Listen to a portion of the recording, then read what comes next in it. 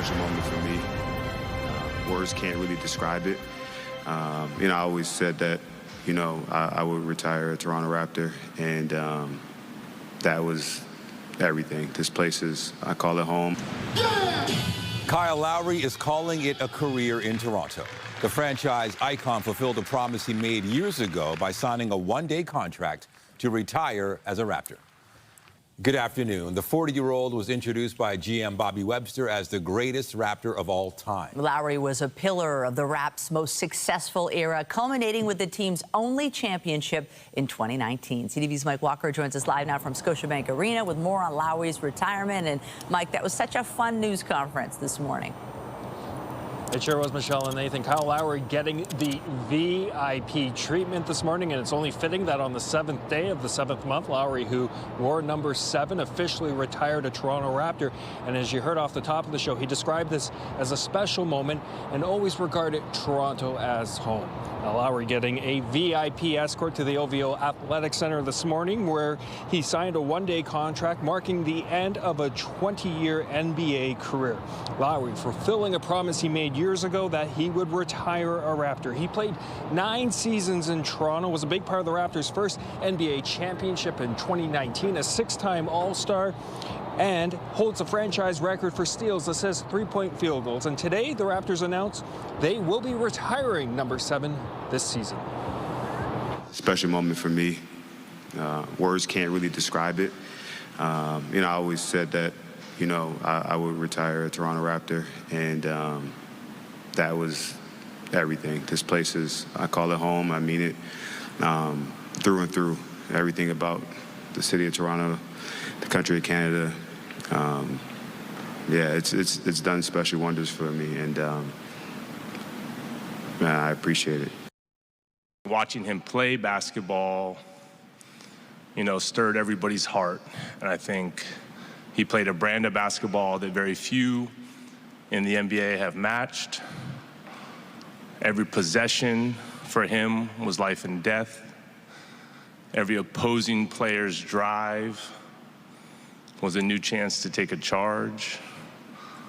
I think every post-up attempt on him, was destined to be a miss. And so in many ways, I think of the franchise before Kyle and sort of after Kyle's arrival.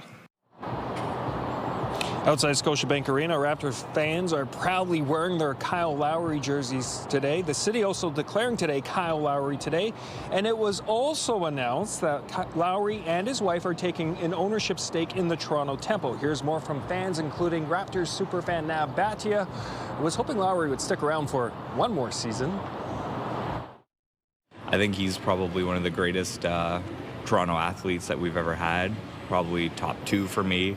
The culture shift, everything, taking charges. Kyle Lowry means everything to us. Obviously, he was one of the players that helped us bring our first championship, and given that, the Raptors have been around for over 20 years, over 30 years, he finally brought what truly matters for us with the championship. So, yeah, we're forever grateful for Kyle Lowry. Heartbeat of the team, and I don't know why he's only signing for one day and retiring. I think he should do one-year thing with Kawhi back, him there, and who knows who else back there. I think we have another very valid shot of getting the second ring. Wouldn't that be something nice? Now, Kawhi Leonard was spotted at today's announcement, but the Raptors are yet to confirm the trade that would see him return to Toronto. As for Lowry, he becomes the second player in franchise history to have his number retired, joining an exclusive club with Vince Carter. Reporting live, I'm Mike Walker. Michelle, back to you. Thank you, Mike. From basketball to the World Cup's round of 16, which is set to wrap up today, along with the final game to be played here on Canadian soil. Switzerland and Colombia will face off in Vancouver at 4 p.m., while fans of Argentina and Egypt are already cheering on their squads. CTV's Jessica Smith joins us now from Stacked Market, where fans have gathered to take in the match between the defending world champs and their African rivals. Jess. Honestly, Nathan, the vibes are high. Some cautious optimism on both sides, but lots of excitement as we get into the knockout rounds even further. I've got fans who are representing both teams. So what brought you out today? I just want to chill out with my friends watching our big game today. I think it's our first time to go to round 16 for Egypt, so we are so excited to watch it today. And for you guys, it's a beautiful day, but what brought you out? Just cheering with the community, having a good time. Obviously, repping Messi, but what do you want to see happen today? This is historic for him no matter what happens, but what do you want to see happen? I'm hoping a hat trick again. So you're cheering for who? Messi, Argentina. And for you, who are you cheering for today? Do you have a favorite player on Team Egypt? Mo Salah for sure. So a score prediction. I know it's tough to know how. Prediction. So I expect Imam Ashur, Mo Salah, and who else?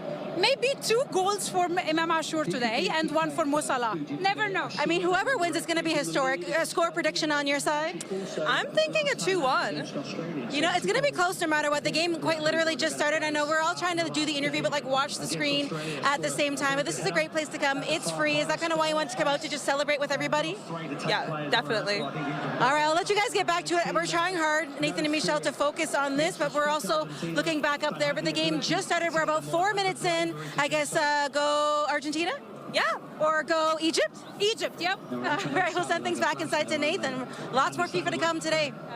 All right, fans, very polite. Thank you, Jess. Thank you. Thank you so much. Still to come, we'll have more on last night's World Cup matches, including the U.S. being knocked out of the tournament. That's a little later in the newscast. Toronto Public Health says 39 heat-related emergency visits were reported by local hospitals during last week's 5-day heat wave. Environment Canada issued severe heat alerts for most of southern Ontario, including Toronto, from June 30th to July 4th. Toronto Public Health says the most ER visits due to heat were reported on July 2nd with 15. However, the agency says emergency room data does not capture all of the health effects linked to extreme heat, like worsening cardiac and respiratory conditions. We have more news in a moment, but first, here's a live look at the city this afternoon. No heat alerts or warnings on this lovely day, but it's still hot out there. Great conditions to be perhaps on a patio or by the water watching the game. Let's bring in Lindsay Morrison with a check on the current conditions. Hey, Lindsay. Hey, you're right, Nathan. It's already hot out there, and it's already quite humid. At Pearson Airport, it feels like 30. It has for the last hour or so already, and it's feeling like 33 in places like London, feeling like 35 in Windsor. So that humidity, as you mentioned, the heat warning is no longer in place, but still feels like summer out there. We do have an east wind once again today. So look at the difference. Oakville and Burlington, 19 degrees at this hour. The winds are fairly light. They're not particularly gusty. We do have some cloud cover that we are expecting will clear as the afternoon goes on. So later today and currently right now, UV index of 8 or very high in most parts of southern Ontario. So even if it is a little bit cloudy where you are, don't forget the SPF. There's our day at a glance. 28 degrees is going to feel like 34 at the height of the afternoon. Coming up, we'll take you through the forecast for the rest of the week and give you an idea when some rain could move in. But for now, Michelle, sending it over to you. Thank you, Lindsay.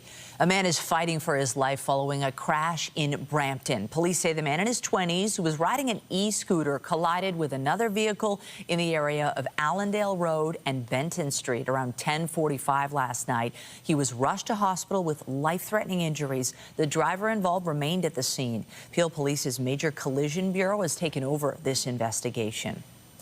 Meanwhile, police from across the province gathered in Mississauga this morning. They announced the results of Project Erase, which aims to put the brakes on street racing in Ontario. CB24 Steve Ryan joins us live from the Mississauga OPP detachment with more on this. Steve.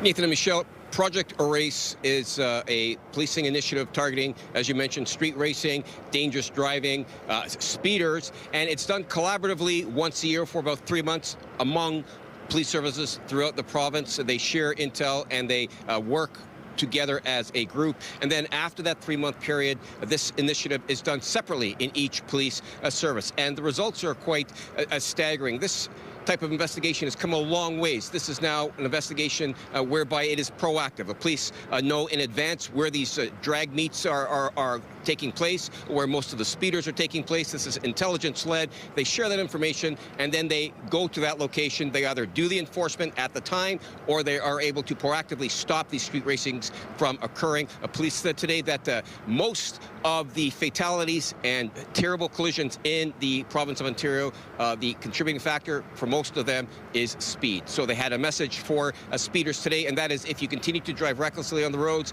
and you continue to race on our roadways and highways, there will be enforcement and there will be consequences to pay as a result. We did hear from Peel Police and the OPP at this press conference earlier today, and here's more from the press. Street racing is among the most dangerous behaviors we continue to encounter. These activities often occur in unsanctioned gatherings and involve drivers traveling at excessive speeds with little regard for the safety of others. The danger, however, is not limited to those behind the wheel.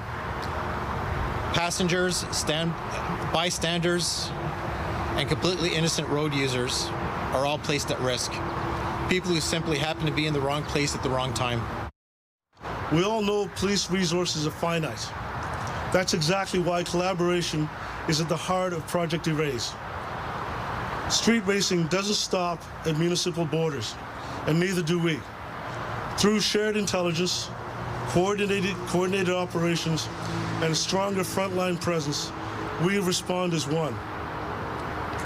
This multi-layered approach allows us to detect, disrupt, and deter dangerous driving more effectively than any service could alone.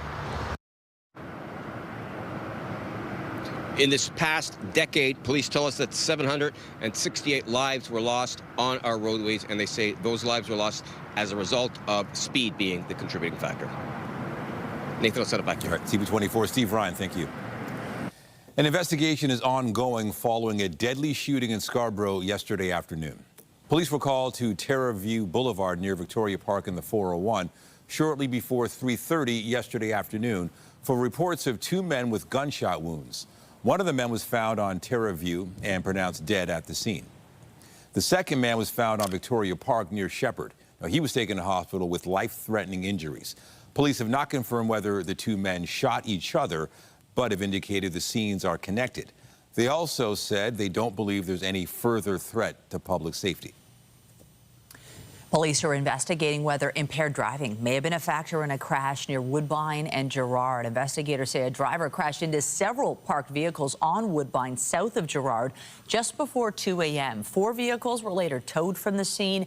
The driver was arrested and taken to hospital with minor injuries. No other injuries have been reported. Renata Ford, the wife of late Toronto Mayor Rob Ford, has died. Premier Doug Ford confirmed the news in a statement last night, saying his heart breaks for their children, Stephanie and Dougie. He goes on to say they've been through so much at such young ages, and losing their mom is incredibly painful. Our whole family is hurting for them. We ask that people respect their privacy during this very difficult time. A cause of death has not been shared. Renata Ford was 55 years old.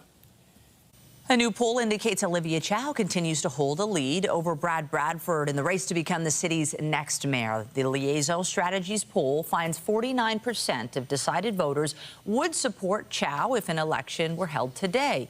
Meanwhile, 40% of respondents say they would support Bradford, while 10% indicated they would vote for someone else. The survey also finds 60% of people say hosting World Cup matches has been good for the city, while 30% say it's been bad. 63% of people also support hosting more international sporting events. If the mayor, had the election today, winning by 9 points would be quite a big coup, right? Even winning by 1 point, she gets back into the mayor's office. So we have to look at the big picture, the big trends. And what we're really seeing over the last few months is every month, Brad Bradford is inching higher and higher and higher. So far, it's good momentum for him. For the mayor, it's not that she's doing badly. It's just that it's hard to maintain that support in such a competitive environment, especially when there's only one person running against you. The poll has a margin of error of plus or minus 3.1 percentage points and is considered accurate 19 times out of 20. Thousands of core public servants are now required to be back at work in person at least 4 days a week. CTV's Rachel Aiello has more on why the mandated return is being met with pushback. Some federal public servants started their work week protesting the start of a new policy, mandating them to be in the office 4 days a week. It's not actually about doing a better job. It's about being seen to be there to check off a box on someone's list. It's one more day than was already required, and workers say it won't make them any more productive. I'm coming into the office to do basically what I would do at home, and it's just a little bit more difficult because, you know, the person next to me is on a phone call, the person in front of me is on a phone call. Others said the change complicates their childcare or their commute. It does eat up a bit of my day, which is kind of annoying. Several departments don't have enough space for all staff to work comfortably, some delaying rolling out the new rule. You can't say we're going to convert a bunch of our buildings to housing, we're going to downsize real estate, and at the same time, we're going to increase the amount of in-office days. The Treasury Board says the shift to more in-person time is to support the Prime Minister's ambitious agenda. The Finance Minister said it's about efficiency. We need to bring people back to deliver service to Canadians. Human resource experts say in the private sector, the trend is also towards more in-office time, but it can result in declining job satisfaction. You have to really balance the benefits of the flexibility with the costs. The unions say while their efforts so far haven't stopped the policy from coming into effect, doesn't mean their fight is over. They vowed to continue fighting the government through legal, bargaining, public, and political avenues. Rachel Aiello, CTV News, Ottawa. Air Canada is scaling back flights to the U.S. amid high jet fuel costs and lower demand for trips south of the border. 3 routes from Toronto and Montreal to cities in the Midwest will be canceled for a second straight winter. Meanwhile, 3 seasonal routes from Ottawa, Montreal, and Quebec City to Florida will begin operating in December rather than October.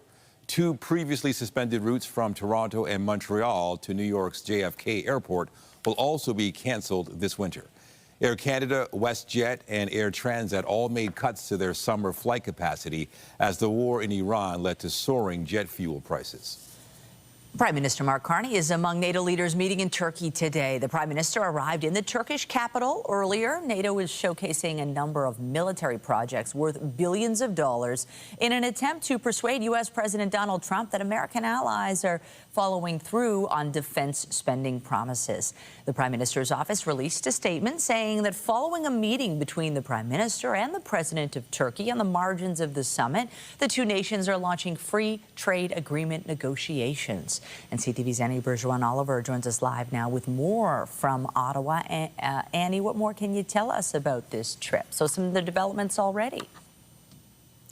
That's true. So this is a really busy trip for the Prime Minister. Sometimes these NATO summits are several days. This one's just over 24 hours. It's a very quick little trip. And in part, that is because, you know, Donald Trump is throwing quite a shadow over this summit. He's threatened to leave the alliance previously. He's threatened to take over Greenland. And then there's, you know, the fact that there was the war in Iran that he didn't give allies a heads up on. And so he has also threatened and said that NATO, you know, isn't really pulling its weight, that its members aren't spending enough on defense. And so that's really the focus of this summit this year, is having all of the NATO members coming to the table with credible plans to show how they intend to increase their defense spending and how they intend to change that additional spending into more military capabilities. Last year in The Hague, what they decided was that the 2% of GDP target, which Canada just reached, was just the floor. It was just the start. And that all NATO members needed to reach 5% of GDP spent on defense spending by 2035. David McGuinty, the defense minister, was asked today what Canada intends to get out of this summit and what their message is, and here's what he had to say. We are making significant investments. We've just chosen the submarines. We are building out our economy in this area. We're procuring lots of goods and services. We're rebuilding our bases. We've extended our stay in Latvia by 3 years. We're making massive investments. So, to be frank with you, look, there's a dialogue here about NATO coming together. I'm relatively new to this portfolio, but I can tell you in the last 12 or 13 months, the extent to which NATO has come together as a gathering alliance of states is quite remarkable. So NATO Secretary General asked all of the NATO members to come to the table with credible plans to show how they intended to increase the defense spending. And you heard there McGuinty really highlighting all the things that Canada has done and is doing. And that really is a big part of Canada's message, is that they are spending more on defense. They are increasing their military capabilities in order to be better able to defend themselves and to help out NATO allies. And in addition to all of these NATO meetings, the Prime Minister is also holding meetings on the sideline. He met with President Zelensky, the President of Turkey. He also met with the German Chancellor as well as the Norwegian leader. Of course, a big conversation after yesterday's announcement that Canada is going to be choosing a German submarine company to build new submarines for Canada. Michelle? So there are a lot of developments on the defense spending front, and this is a whirlwind trip. What are you expecting today? So one of the big announcements that came out today was the fact that NATO is actually going to be purchasing 10 Global Eye surveillance jets. And what's really interesting about this is previously the surveillance jets that NATO was using were American. These were Boeing jets. Now what's happening is that NATO is actually shifting away from the Americans and is picking a Global Eye, which is largely produced in Canada. The Global Eye surveillance jet is a joint effort between Bombardier and Saab, which is a Swedish company. And this is big news for Canada. It means that a lot of these new surveillance aircraft will be built in Canada. So huge for Canada's GDP, huge for Bombardier, and also a great sign for Canada to be able to show that they are a leader of these global surveillance jets, which Canada itself has just recently purchased 6 of them. So that's a big news. We also know that the Prime Minister met with Zelensky, and there he said around $900 million in short-term, medium-term military funding. He recommitted to the Ukrainian president that Canada stands behind them, and again had some meetings as well with the Germans and the Norwegians to talk, we suspect, more about the submarines that Canada is entering into a contract negotiation with the German company TKMS about. This is a big development for Canada. The contract's worth more than $100 billion to provide Canada up to 12 new state-of-the-art submarines. That again goes directly to the way that Canada can tell its NATO members and allies, including the United States, that Canada is committed to reaching that NATO 5% target of GDP and increasing military capabilities. These submarines, once they're developed and delivered to Canada, will really help Canada be able to protect the Arctic better, especially from threats coming from Russia and China. And it will also mean that they will work better with NATO allies, because Germany, Norway, both NATO allies. But in addition, the actual company itself supplies about 70% of the submarines that NATO members currently have. So there's a lot of interoperability, a lot of opportunity for collaboration, really bringing Canada closer to NATO as well as to the European Union. Michelle? CTV's Annie Bergeron all over live for us in Ottawa today. Thank you. Thank you. And Annie touched on this, the PM meeting with Ukrainian President Volodymyr Zelensky on the sidelines of that NATO summit. Carney says Canada will be announcing roughly $900 million in support for Ukraine. For medium-term military support, when I say medium-term, in the coming months, both in terms of vehicles, both in terms of munitions and other support, in addition to this vital support for air defense, and then very much in terms of the needs on energy for the winter, but then beyond for the reconstruction and a strong Ukrainian economy that's fully integrated in Europe, fully integrated in the global economy. The two leaders discussed the latest developments on the ground in Ukraine, as well as ongoing efforts to end the war. The Prime Minister reaffirmed Canada's unwavering support for Ukraine. A new survey shows Canadian manufacturers are considering moving production south of the border as trade tensions continue between Ottawa and Washington. 42% of domestic manufacturing companies polled by KPMG Canada say they're either looking at shifting production to the U.S. or have already done so. 77% of companies thinking about relocating expect to make the move within 2 years. Results for the survey were taken from business owners and executives at 275 manufacturing companies in May. We turn to the war between the United States and Iran. The UK military says 3 commercial ships were struck by projectiles today. It happened in the Strait of Hormuz, threatening to halt the flow of traffic, just as countries hope to restore normal shipping there. One of the tankers caught fire after coming under attack. Tehran said it ignored warnings but did not directly claim responsibility. The other 2 vessels also sustained some damage, but no one was hurt. Talks between the U.S. and Iran are on hold. Prince Harry and 6 others have lost a case against the publisher of the British tabloid The Daily Mail. The Duke of Sussex and 6 other complainants, including Elton John and actress Elizabeth Hurley, sued the tabloid's publisher, Associated Newspapers. They accused the publisher of tapping their phones, intercepting voicemail, and obtaining personal information through deception. The publisher denies the allegations, insisting the articles it published were based on lawful sources who offered information to reporters. All the claims were dismissed by UK's High Court today. All 3 host nations have been knocked out of the World Cup after the U.S. was eliminated by Belgium. Oh, Matt Freese could be in trouble here. The U.S. could be in trouble here. It's a shocker of a goal from the coach. Belgium took advantage of poor American play to beat the host nation 4-1. There was controversy heading into the match after a suspension of the U.S. team's top scorer was lifted by FIFA. The change happening after U.S. President Donald Trump called FIFA President Gianni Infantino and asked for a review. Balogun had 1 shot on target in the match and was substituted late in the game. Belgium will play Spain in the quarterfinals after the Spanish side beat Portugal yesterday afternoon. Ferran Torres, we might not need extra time. Spain beat Portugal 1-0 to advance to the next round. The defeat marks the final World Cup appearance for Portuguese star Cristiano Ronaldo. The 41-year-old stated earlier in the tournament that this would be his final World Cup.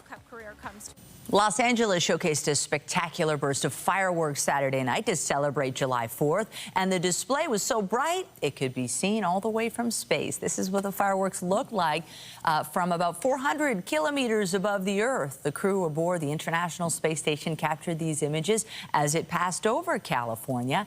The orbit over L.A. gave 3 American astronauts on the ISS an amazing view as they celebrated their country's 250th birthday. Lindsay.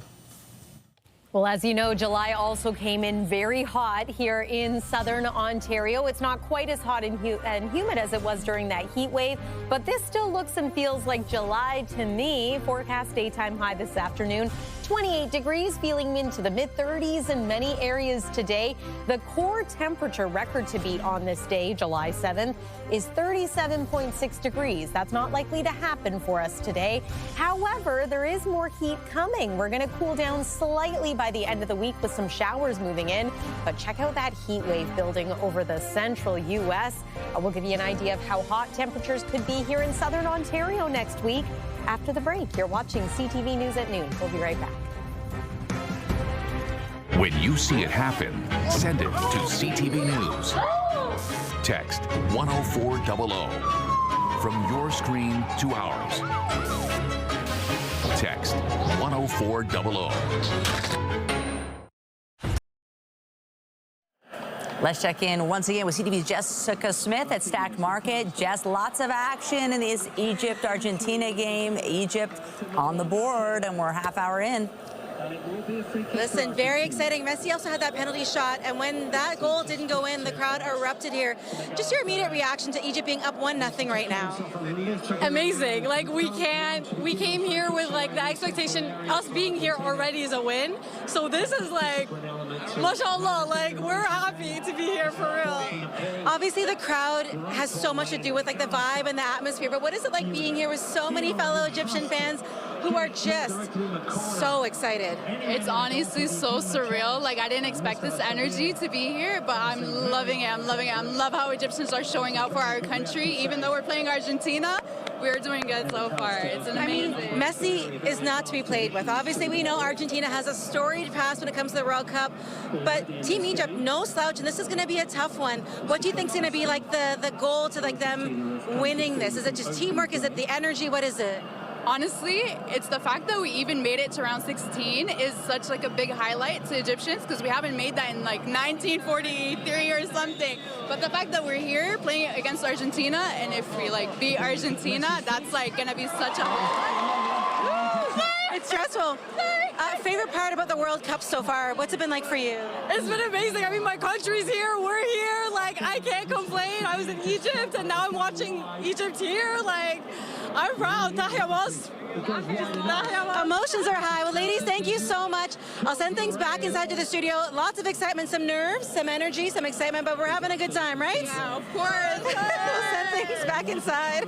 Thank you, ladies. I want to be where you are. That looks like so much fun. And it's great to see that even though the games here in Toronto are done, the World Cup vibe and the scene is still happening and people coming out. Yeah, it was for me a little sad that it was done here, but when you realize that there's still more games to watch and so many fans are still just glued to the sets, it makes it more exciting. Yeah. We've said it before. We're in the best city for this because we're so multicultural. We have so many fans from different countries, and I'm enjoying watching those fans watch the game. So this has been great, and there's still more to come. The weather, perfect today for an outdoor watch party. Do want to remind you that FIFA Fan Fest is not open this week. It will reopen this weekend.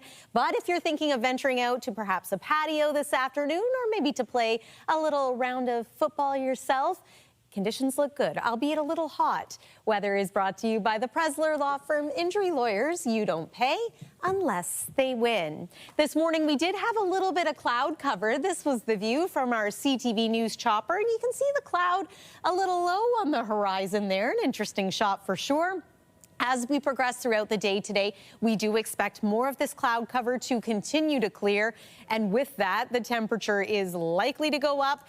Humidex values are already high, but you can expect that it's going to be feeling pretty muggy through the afternoon also. We're still at 24 degrees right now at Pearson Airport. It does feel more like 30. If we hadn't had that heat wave last week, this would have felt like a hot day. So it is all relative, isn't it? And this evening, this is a little snapshot of what 6 p.m. looks like. Still 27 degrees, feeling like 32, sunny skies, and an east wind once again. Sunset time tonight, 9:01 p.m., and then we will enjoy a clear sky through the overnight hours and a forecast low of 19 degrees. So nice to be back below that 20-degree mark. Tomorrow, though, it's another hot one. 30 degrees, humidex 38. Going to feel very muggy in the afternoon, tapping into a bit more of a southerly wind this time. Mix of sun and cloud. A great day once again to perhaps head to the beach, head to your local splash pad. Near 30-degree highs across the board. Tomorrow, Caledon, Ajax, Innisfil, all forecasting highs right around 30. And of course, that's not even the whole story. It is likely to feel into the mid or even upper 30s, depending on where you're joining us from. There's some of that cloud cover that I mentioned, and you can even make out that east wind as the cloud drifts toward western sections of southern Ontario. We do expect that it's going to be a dry day today, but we do have to talk about the potential for some wet weather, especially as we make our way into Thursday here in the GTA. But if you're spending some time at the cottage, you might see wet weather before then. So there's midnight tonight. Perhaps some showers or storms developing in and around Bancroft. By tomorrow evening, scattered wet weather to the east of Georgian Bay. And then for us, it's morning for areas north of the GTA. By about lunchtime, we are getting into showers, periods of rain, perhaps some embedded thunderstorms. Could see some lingering showers into your Thursday evening as well. And then Friday, it's possible that it still could be a little cloudy, a little unsettled. So we're calling it a chance of showers right now. I do hope we're going to see some sun as the day goes on. Slight dip in temperature for both Thursday and Friday, but the weekend at this point looks dry. It looks warm, highs of 28 degrees, and then some heat is going to start to build back in for next week. There's an early look at Monday with a high of 30 degrees, feeling into the upper 30s once again, and a little more heat in store after that too. That's the weather for now. Nathan, back over to you. All right, thank you, Lindsay. With just 7 hits in their past 3 games, the Blue Jays hope to get their offense going when they continue their series with the San Francisco Giants tonight. Maybe even off. High and deep to left center. Kaz Okamoto has hit it out. Kazuma Okamoto's make that 20th homer of the season was the only bright spot for the Jays last night. They lost the series opener 10-1. The team's been outscored 25-1 during their 3-game losing skid. First pitch for tonight's game is set for 9:45 Eastern in San Francisco. You're watching CTV News. We've got more news after the break. Stay with us. GO trains arrived in Stratford yesterday for the first time in years. CTV's Jeff Pickle has more on the return of the Stratford extension. The first GO train returning to Stratford after after a 3-year wait, bringing passengers who are already giving it positive reviews. Well, Go was great because I didn't have to drive, so there was like no traffic stress at all. It was fabulous. GO Train first came to Stratford in 2021 during a COVID-era pilot, but that was shut down in 2023. A return that Metrolinx has said is here for good. I like driving, but sometimes I just like to sit back and relax and, listen to a podcast, take a nap. The ride more than just a pleasant trip for some. I had to go to Toronto for a doctor. I've been going for 2 or 3 years, and we usually go to Kitchener. Catch the GO train there and come back there and have somebody pick us up, bring us back to Stratford. So this is wonderful. Departing Stratford at 6:15 in the morning, the train moves down the Kitchener line and arrives at Union Station just before 9 a.m. The return departs Union just before 5 p.m. and pulls into Stratford at 7:30. The train a major hit for passengers and for some potential first-time riders. It's cool. I know it used to be here, but now it's been gone for a couple years. So, I mean, getting this little girl on a train too would be kind of cool from our hometown. Why not, right? For the mayor of Stratford, this means good news for tourism and also people and businesses who want to call Stratford home. We know that individuals that are thinking about Stratford as maybe a business entity or thinking about Stratford as a new home, this might, open the door for that for sure. GO trains also run on the weekend. The city says they hope to add more trains in the future. Jeff Pickle, CTV News, Stratford. Climate change and urban sprawl are having an impact on wildlife, with more animal sightings closer to people's homes. Now, a young boy from Markham is working on a solution. CTV's John Venevali-Rao has the details. Just above the playhouse there where my kids used to play. What Kathleen Miller saw in her backyard recently truly surprised her. Shocked because I've never seen a bear, first of all, but never seen a bear around here. Up in a tree, this black bear that she snapped photos of behind her house in the Stouffville neighborhood on the outskirts of Toronto, where there have been several local bear sightings in recent weeks, and this one came a little too close for comfort. And he was just hanging in the tree looking really comfortable with his hands and legs down. After 3 days, provincial officials came and caught the bear and relocated him. The latest wildlife encounter in the burbs. Coyotes have also caused problems of late, including an attack in this playground in Whitby, Ontario, on Sunday evening that saw a 2-year-old get bitten.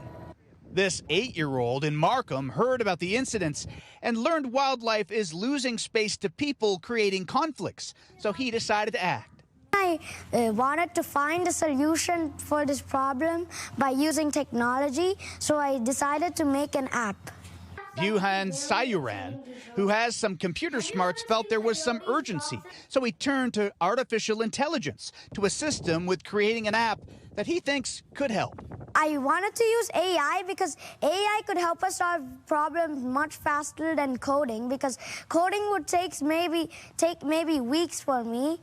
So then I decided to go with AI. In a couple of days, the youngster, who's going into grade 4, created Urban Wild Watch, a site that lets people report animal sightings so others can be aware of them. You could report any animals, but the main ones are coyotes, foxes, and raccoons. He says it's been rewarding to see people use his app, and he hopes it'll help protect both people and the animals so that encounters don't end with either being harmed. Sayuran says his app can be used for locations anywhere in the world, and he hopes more people start using it. John Venevali-Rao, CTV News, Markham, Ontario. Still to come on CTV News at noon, Unifor says it's at a critical point for negotiating a new deal with the Ford Motor Company. We'll have those details when we come back. Get Toronto's top stories, breaking news alerts, and watch live. Download the CTV News app. Unifor, the union representing Canadian auto workers, says it's in a critical week as it works on a new 3-year deal with Ford. Unifor represents roughly 5,000 Ford workers and has been at the bargaining table with the automaker since June 23rd. Union National President Lana Payne says negotiations have been challenging and frustrating ahead of an international deadline set, or make that internal deadline set for Friday. She says reaching a deal with Ford will serve as a jumping-off point for later rounds of bargaining with General Motors and Stellantis. Diageo, the maker of Crown Royal, says it has agreed to sell its bottling plant in southern Ontario. A spokesperson for the company says that while an agreement for the Amherstburg facility has been signed, details about the buyer will not be released. The plant was put up for sale after Diageo announced its closure, which impacted 200 jobs. In response, Premier Doug Ford threatened to pull Crown Royal off LCBO shelves, but backed down after Diageo agreed to $23 million in spending in Ontario. One of Montreal's best-known music stores is closing after more than 60 years in business. Steve's Music closed its other locations in Ontario and Quebec earlier this year, but now the flagship store is saying goodbye. CTV's Anastasia Dextrine reports. For more than 60 years, these walls have echoed with the sounds of chords and riffs, and now the silence is setting in. It's like losing someone in your family. It's, you know, for the second or third time, I guess that's my first being when our founder, my father, passed away. Michael Kerman says he took over Steve's Music Store in 2012 after his father died. He's seen it grow as a gathering place for musicians since it was founded in 1965. And he says the stories are too many to count. ZZ Top were playing. Came out with a stack, like probably the size of a phone book, if anyone remembers what a phone book is, of pictures, and just sat down and was like, we got about an hour and a half before we have to hit the road. Just tell them everyone we're here. While the memories of surprise signings will live on, Kerman says the move to close is a sign of the times. He says factors like rising costs and instrument sales shifting online have made it difficult to profit. The store announced the closure of its other Quebec and Ontario locations in February. And now in the final days of the last remaining store, the reality is weighing just as heavily on musicians. There was one story, I was playing a show in Montreal and I left a piece of my gear at home. I just went to Steve's and they gave it to me, and then I went and returned and they're just very musician friendly, and they're always trying to help us. So we were hoping that they would have some of the stuff from the Toronto place because that closed. I mean, it's nice to have an independent or semi-independent, music store have access to that. And it's so sad that this is closed now. Kerman says the store's instruments will be auctioned off in the coming weeks, and those interested can find information on their website. We want everything to have a nice home. Again, they're meant to be played. They're not meant to be, just sitting here. And as the store plays its final note, Kerman hopes the legacy will help to carry on the tune. Anastasia Dextrine, CTV News. Coming up, ranking public washrooms in Waterloo. A Facebook group is working to give families insight if they're heading out across the region.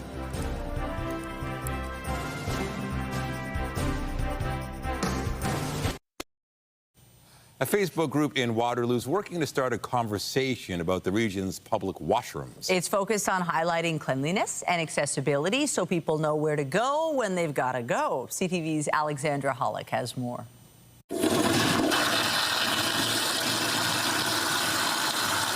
When nature calls, a bathroom like this, I'm probably going to give a 2 out of 5. Amy Perry answers honestly.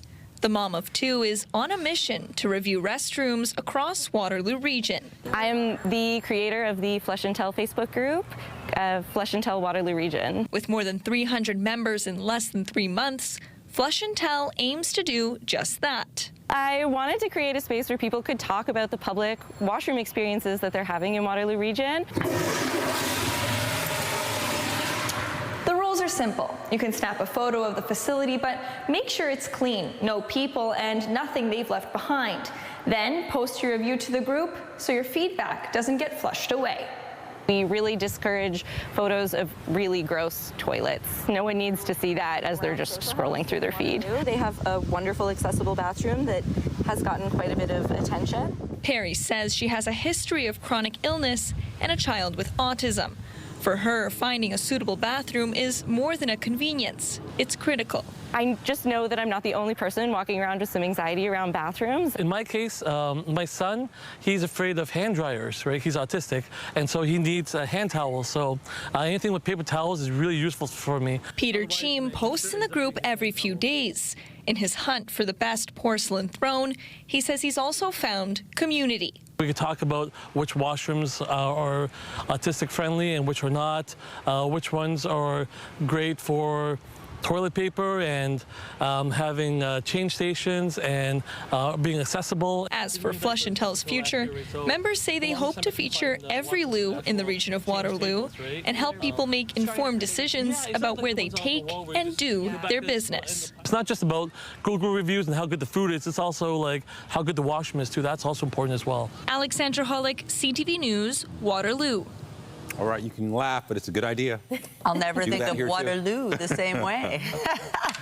We're looking at some fans there taking in a watch party and beautiful conditions today. Yeah, any fans enjoying their own hydration break may need to find a facility a little later on today. Great weather conditions, though, for being outside and enjoying the beautiful game. Here's a look at your watch party weather for the rest of this afternoon and heading into the evening. We expect further clearing when it comes to the cloud cover out there. But it is hot, and tomorrow is going to be even hotter. 30 degrees, our forecast daytime high, feeling more like 38. So do what you have to do to stay cool. If your plans tomorrow perhaps include a round of golf or an early a run, I do suggest participating in some of these activities earlier in the day when it might be a little bit cooler. We do cool slightly for Thursday and Friday with some showers in the forecast, but it's warm again for the weekend and becoming hot again early next week. Nathan and Michelle. All right, good to know. Thanks, Lindsay. And that is it for CTV News at noon. Remember, you can get Toronto's breaking news all day long on CP24 and at ctvnewstoronto.ca. For Lindsay Morrison and all of us here, have a pleasant afternoon. I'm Michelle Dubé. And I'm Nathan Downer. Be sure to join us later for CTV News at 5 and 6. Have a great day.